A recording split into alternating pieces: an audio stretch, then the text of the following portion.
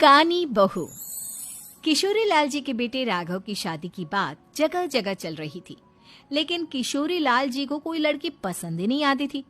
और उसकी एक ही वजह थी, किशोरी लाल जी का लालची होना। उनको लड़के वालों से मोटा दहेज चाहिए था और इसी चक्कर में एक दिन वो एक बहुत पैसे वाले के घर अपने बेटे का रिश्ता लेकर पहुंचे। उस आदमी का नाम था ओम प्रकाश। देखिए किशोरी लाल जी, मेरी एक ही बेटी है और मेरी सारी संपत्ति जायदाद सब कुछ मेरी बेटी नैना का ही है। पापा, नाम से लगता है बहुत खूबसूरत होगी। कितना अच्छा नाम है ना, नैना। ओ, वैसे बात तो सही है आपकी। अब इतना पैसा है, जमीन जायदाद है, इकलौती बेटी, आप भी क्या करेंगे?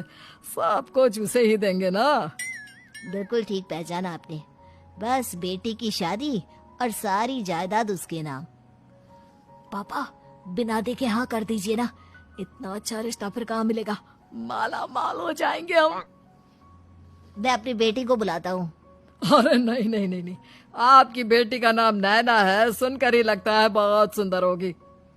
रहने दीजिए अंकल, मैं तो आपकी बेटी के नाम से ही इतना खुश हो गया हूँ कि उसे बिना देखे शादी करने को तैयार हूँ।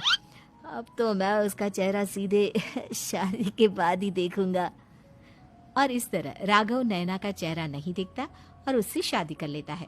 शादी के बाद अपनी सुहाग रात पर जब राघव नैना का घूंघट उठाकर देखता है तो नैना की आंखें बंद थी।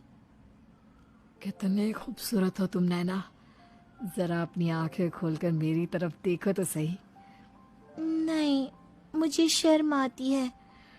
अरे, मैंने तुम्हें शादी से पहले भी नहीं देखा, और अब अगर तुम आंखें खोलकर मुझे देखोगी भी नहीं तो मुझे अच्छा कैसे लगेगा?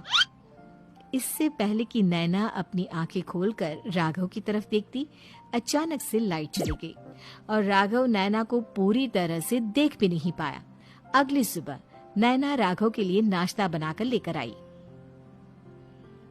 अरे ये क्या, आधा पराठा सेका हुआ है और आधा बिल्कुल कच्चा। ये तुमने क्या किया नैना? बहू, तुमने क्या आधा पराठा तवे से नीचे लटका कर रखा था, जो आधा सेका है और आधा कच्चा?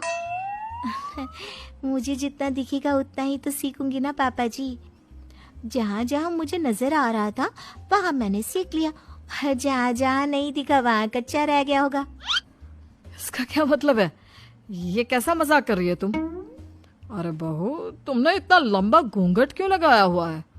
देखो, हमारे घर में बहुओं को बेटी की तरह रखा जाता है, और फिर तुम तो इतना सारा माल लेकर आई हो। देखो, ये घूंघट डालकर रखने की कोई जरूरत नहीं है। हाँ नैना, पापा जी ठीक कह रहा है, तुम तो आराम से रहो, अपना ही घर समझो। नैना अचानक से अपना घूंघट उठा लेती है। अरे ये क्या पापा, नैना की तो एक आंख फूटी हुई है। नाम से नैना, लेकिन ये तो कानी बहू निकली। मेरे साथ धोखा हुआ है, धोखा। बिना दिखाए अपनी कानी लड़की मेरे संग ब्याह दी। मुझे कानी बीवी नहीं चाहिए। मुझे अभी ओम प्रकाश जी से बात करनी पड़ेगी।